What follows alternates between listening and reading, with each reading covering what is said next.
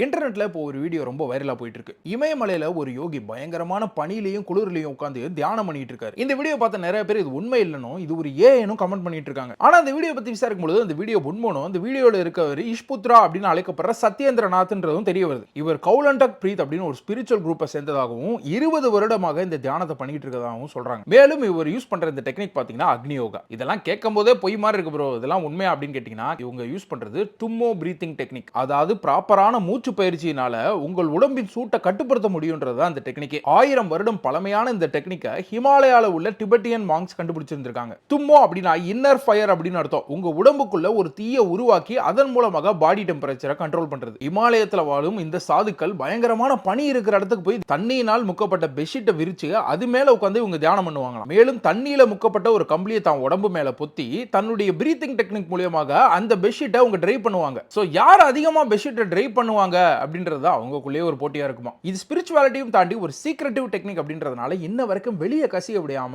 அவங்களுக்குள்ளேயே அவங்க பாதுகாப்பா வச்சிருக்காங்க. இருந்தாலுமே இந்த பிரீத்திங் டெக்னிக்கை தனக்கு தெரிஞ்ச அளவு கத்துட்டு வந்து தனக்கேற்றபடி மாத்தி இப்போ உலகத்துக்கு கத்து கொடுத்துட்டு இருக்காரு விம் ஹாஃப். ஐஸ் மேன் அப்படின்னு சொல்லப்படுற இந்த விம் ஹாஃப் பிரீத்திங் டெக்னிக் மூலமாக அவர் ஆர்டிக் சர்க்கிள்ல வெறுங்கால்கள்லயே ஹாஃப் மாராத்தானே ஓடி இருக்காரு. சோ அதனால ஒரு சாதாரண மனிதனா சூப்பர் ஹியூமனா மாத்திர இந்த டெக்னிக் உண்மை பொய்யெல்லாம் கிடையாது. இந்த டெக்னிக்கை பத்தி ஃபுல்லா தெரியலனாலும் ஓரளவு எனக்கு தெரியும். உங்களுக்கு வேணும்னா சொல்லுங்க, அதை நான் அடுத்த வீடியோல சொல்றேன்.